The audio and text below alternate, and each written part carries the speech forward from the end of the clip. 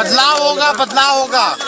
चलिए, बदलाव होने जा रहा है, बदलाव होने जा रहा है। सरकार बन रही है, बदलाव होने जा रहा है। বিহারে এখন চলছে এনডিএ ঝড়, খড়কুটোর মতন উড়ে গেল মহাজোট। মোদি নীতিশ ঝড়ে 243টি আসনের মধ্যে 193টিতে এগিয়ে রয়েছে এনডিএ। ভাই কেসি লাগি আগে স্বাদ। ঠিক যেই মুহূর্তে আমি এই ভিডিওটা শ্যুট করছি এখনও বিহারের ইলেকশনের রেজাল্টের গণনা চলছে, কিন্তু এখন বর্তমান সময়ে আসন সংখ্যা হয়ে দাঁড়িয়েছে 243-এর মধ্যে 199, কিন্তু এখনও সম্পূর্ণ গণনা বাকি রয়েছে। কিন্তু এটুকু বলা যেতে পারে বেলা যত গড়াবে আসন সংখ্যা যত কম করে হোক মোটামুটি 200-র গন্ডি ছাড়াবে। তো এটার থেকে এটুকু বলা চলে যে বিহারের ইলেকশন রেজাল্টে ডাবল ইঞ্জিন সরকার ডাবল সেঞ্চুরি করে দিয়েছে। বিহারে এখন চলছে এনডিএ ঝড়, খড়কুটোর মতন উড়ে গেল মহাজোট। তো ভাই ঠিক এইখানে আমি তোমাদের উদ্দেশ্যে একটা প্রশ্ন রাখতে চাই যে বিহারে এসআইআর হওয়ার পরে বিহারের মানুষেরা যে কাজটা করে দেখিয়েছে, যেটা ইলেকশন রেজাল্টে প্রতিফলিত হচ্ছে, ঠিক একই প্রতিফলন আমরা কি আমাদের এই বাংলার ইলেকশন রেজাল্টে দেখতে পারি? যদি হ্যাঁ অবশ্যই জানাবে হ্যাঁ কমেন্টের মধ্য দিয়ে, আর যদি না তাহলে অবশ্যই জানাবে কমেন্টের মধ্য দিয়ে না। তোমাদের কি মতামত অবশ্যই কমেন্টের মধ্য দিয়ে জানাবে। অর্পিতা মুখোপাধ্যায়ের মানে বান্ধবী হিসেবে স্বীকার করছেন এবং মানে সদর্পে বলছেন, সেটা সদর্প বলছি, তাতে কি হলো? কি করবেন আপনি? আমার না, আমি কিছু করার জন্য বলছি। যার বউ আছে তার যদি দুটো থাকতে পারে, আমার বউ নেই, আমার একটা বান্ধবী থাকতে পারবে না? যার বউ আছে তার যদি দুটো থাকতে পারে, আমার বউ নেই, আমার একটা বান্ধবী থাকতে পারবে না? বাহ বাহ বাহ। ভাই ইনি হচ্ছেন আমাদের রাজ্যের প্রাক্তন শিক্ষামন্ত্রী। এদেরকে মন্ত্রিত্বটুকু না দিয়ে যদি কোনো ভাঁড়ের কাজে ঢোকানো হতো তাহলে কিন্তু মানুষ অনেক বেশি এন্টারটেইন হতো, অনেক বেশি আনন্দ পেত। বিহারে এসআইআর কমপ্লিট হওয়ার পর বিহারের যে রেজাল্ট আমরা দেখতে পাচ্ছি সেটা থেকে এটা তো একদম ক্লিয়ার হয়ে যাচ্ছে যে বাংলায় এসআইআর কমপ্লিট হওয়ার পর ঠিক কি অবস্থাটা হতে চলেছে এই বাংলায়ও ঠিক কিভাবে কাদের ঝড় আসতে চলেছে, এবং সেই ঝড় আটকানোর জন্যে যেভাবে দেবাংশু ভট্টাচার্যরা, যাকে আবার অনেকে অনেক নাম দিয়েছেন, কেউ বলে ফাটাংশু, কেউ বলে দাবাংশু, কেউ বলে চাটাংশু। আমি তো গর্ব করে চটি চাটি, আমার কোনো অসুবিধা নেই। কিন্তু আজকে আমি একে একটা নতুন করে নাম দিচ্ছি, যেটা হচ্ছে ঢপাংশু। কারণ বর্তমান সময়ে এসআইআরকে ঘিরে যেভাবে এ সাধারণ মানুষকে ঢপ দিয়ে চলেছে তাতে এর নাম ঢপাংশুও হওয়া উচিত। তো চলো আজকে এই ভিডিওর মধ্য দিয়ে আমরা দেখতে চলেছি ঢপাংশু কিভাবে ঢপবাজি দিয়ে চলেছে মানুষের সামনে। তো চলো দেখা যাক। এই এসআইআর এর আরো মায়েরা জেনে রাখুন, এসআইআর এর আরো একটা মূল কারণ কি, মহিলাদের নাম ভোটার লিস্ট থেকে বাদ দেওয়া হবে যেন আপনারা লক্ষ্মীর ভান্ডার পেতে না পারেন। তাহলে বুঝতে পারছেন এদের ঠিক টার্গেটটা কারা, আর সেটা একমাত্র মহিলা, অর্থাৎ আমার মা বোনেরা, অর্থাৎ ফিমেল ক্যান্ডিডেট যারা রয়েছে। কারণ এরা খুব ভালো করেই জানে শিক্ষিত সমাজ ছেলেপুলেরা এদেরকে আর ভোট দেবে না, কারণ এদের যে দোগলাপনা সেটা ধরে ফেলেছে বাংলার মানুষেরা। এইবার এরা কেবলমাত্র বাংলার মা বোনেদেরকেই টার্গেট করছে যে এই ভোট ব্যাংকটা আমাদেরকে ধরে রাখতে হবে। কিসের মধ্য দিয়ে? লক্ষ্মীর ভান্ডার কিংবা কন্যাশ্রী এগুলো বলে বলে এগুলোর ভয় দেখিয়ে এদেরকে আমাদের ধরে রাখতে হবে, এই ভোট ব্যাংকটা আমাদের ধরে রাখতে হবে। কিন্তু বাংলার মা বোনেদেরকেও বর্তমান সময়ে এটা বুঝতে হবে। এই এসআইআর এর আরো মায়েরা জেনে রাখুন, এসআইআর এর আরো একটা মূল কারণ কি, মহিলাদের নাম ভোটার লিস্ট থেকে বাদ দেওয়া হবে যেন আপনারা লক্ষ্মীর ভান্ডার পেতে না পারেন।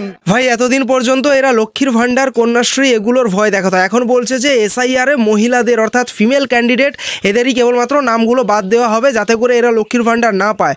এইভাবে এরা ভয় দেখিয়ে চলেছে ভোটটুকু পাওয়ার জন্য। এই এসআইআর এর আরো মায়েরা জেনে রাখুন, এসআইআর এর আরো একটা মূল কারণ কি, মহিলাদের নাম ভোটার লিস্ট থেকে বাদ দেওয়া হবে যেন আপনারা লক্ষ্মীর ভান্ডার পেতে না পারেন।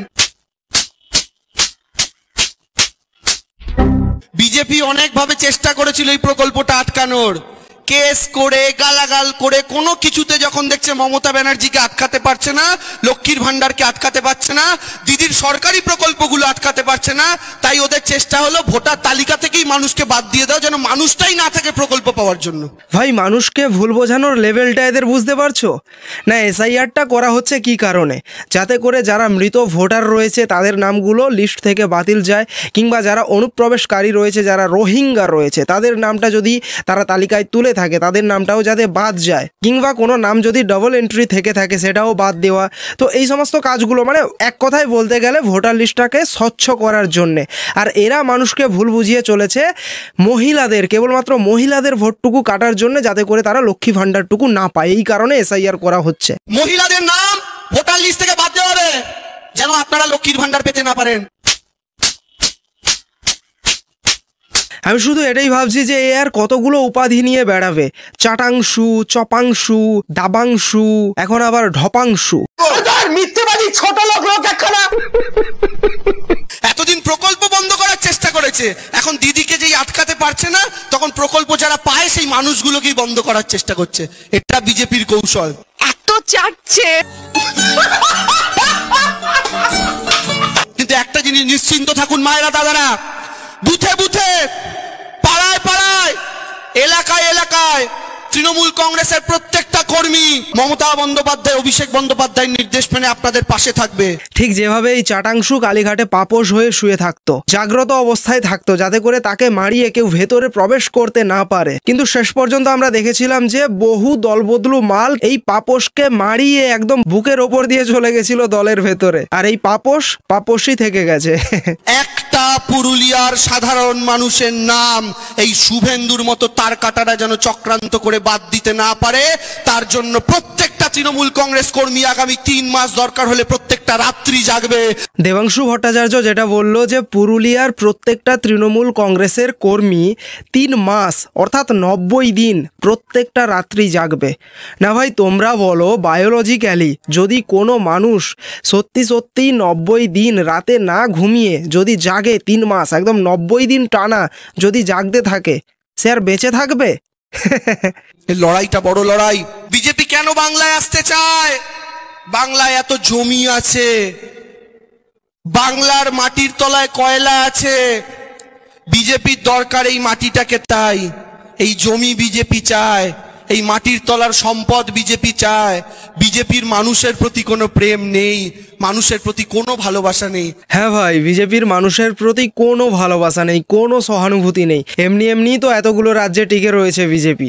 আর এই ভারতবর্ষের বুকে তৃণমূলই হচ্ছে একমাত্র দল যাদের মানুষের প্রতি ভালোবাসা একদম উতলে উতলে পড়ে। আর যেটা বললো যে বিজেপি এই রাজ্যে কেন আসতে চায়, কারণ এই রাজ্যের মাটির নিচে কয়লা রয়েছে, এই রাজ্যের ভূমি রয়েছে, জমি রয়েছে, এই কারণে আসতে চায়। আমরা যদি একটু ইতিহাস ঘেঁটে দেখি তাহলে আমরা দেখতে পাবো যে তৃণমূল এই দলটা আমার এই বাংলাতে ঠিক কিভাবে এসেছে। সিপিএম এর আমলে যখন সিঙ্গুরে নন্দীগ্রামে যখন আন্দোলন হচ্ছিল, যখন কারখানাকে কেন্দ্র করে আন্দোলন হচ্ছিল, তখন সেইখানে মানুষের ভয়েস কিছুটা ওঠানোর জন্য মমতা ব্যানার্জি সেটার মধ্য দিয়েই আমাদের রাজ্যে ক্ষমতায় এসেছিলেন। কিন্তু দিন শেষে আমরা কি দেখলাম যে কারখানাটা আর হলো না। কারখানাটা যদি হতো তাহলে গোটা রাজ্যবাসী তথা রাজ্যের সমগ্র রাজ্যের উন্নতি হতে পারত।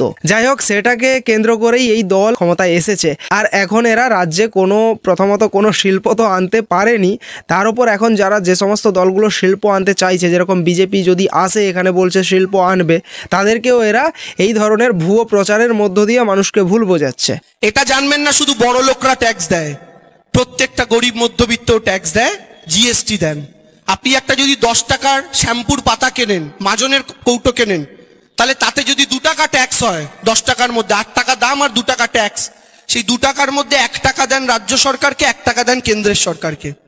এবার মায়েরা দাদারা দেখুন, এই যে 2 টাকা ট্যাক্স দিচ্ছেন, 1 টাকা রাজ্যে যাচ্ছে, 1 টাকা কেন্দ্রে যাচ্ছে। রাজ্যে আপনার যে 1 টাকা যাচ্ছে, সেই 1 টাকাটা দিদি আবার আপনাকে ফিরিয়ে দিচ্ছে কিভাবে? লক্ষ্মীর ভান্ডারে, কন্যাশ্রীতে, রাস্তায়, আপনার বাচ্চার স্কুলের মিড ডে মিলে, সবুজ সাথীর সাইকেলে, 12-এ ট্যাব কেনার জন্য 10,000 টাকায়, হাজার একটা প্রকল্পে দিদি কিন্তু টাকাটা ফিরিয়ে দিচ্ছে। কিন্তু ওই 2 টাকার মধ্যে আরেক টাকা যেটা কেন্দ্র সরকারের কাছে যাচ্ছে, মোদির কাছে যাচ্ছে, মোদি কি ওই টাকাটা পুরুলিয়ায় ফেরত দিচ্ছে? মোদি কিন্তু দিচ্ছে না। আচ্ছা, এক কথায় বলতে গেলে এ যেটা বলতে চাইছে যে 2 টাকার মধ্যে যদি রাজ্য সরকারকে আমরা 1 টাকা ট্যাক্স দিই, সে বিভিন্ন প্রকল্প কিংবা রাস্তার মধ্য দিয়ে আমাদেরকে ফেরত দিয়ে দিচ্ছে। কিন্তু যে 1 টাকা ট্যাক্স আমরা কেন্দ্রীয় সরকারকে দিচ্ছি, সেই কেন্দ্রীয় সরকার নাকি আমাদেরকে কিচ্ছু দিচ্ছে না। আচ্ছা, কেন্দ্রীয় সরকারকে রাস্তা করতে হয় না? কেন্দ্রীয় সরকারের কোনো প্রকল্প নেই? ঘুরে যদি কেউ দেবাংশুকে এটা প্রশ্ন করে যে কেন্দ্রীয় সরকার অর্থাৎ বিজেপি যে সমস্ত রাজ্যগুলোতে রয়েছে সেখানে শিল্পের পর শিল্প করছে, কারখানার পর কারখানা করছে, সেখানকার যারা বেকার যুবক যুবতী রয়েছে তাদেরকে কাজ দেওয়ার জন্যে, রাজ্যের সমগ্র উন্নতি করার জন্যে। কিন্তু আমাদের রাজ্যে কেন একটা শিল্প, একটা কারখানা হচ্ছে না? আমাদের রাজ্যের বেকার ছেলেপুলেরা কেন গিয়ে অন্য রাজ্যে পড়ে আছে কেবলমাত্র ইনকামের জন্যে, তাদের ঘর বাড়ি ছেড়ে? এই প্রশ্নগুলো এদেরকে কেউ বললে এরা কেবলমাত্র একটা শিল্পের কথা বলে, আর সেটা হচ্ছে চপ শিল্প। যাই হোক, আজকের ভিডিওটা এখানেই শেষ করছি। ভিডিওটা কেমন লাগলো অবশ্যই কমেন্টের মধ্য দিয়ে জানাও। ভিডিওটাকে একটা লাইক করো আর শেয়ার করো। তো দেখা হচ্ছে নেক্সট ভিডিওতে। জয় হিন্দ।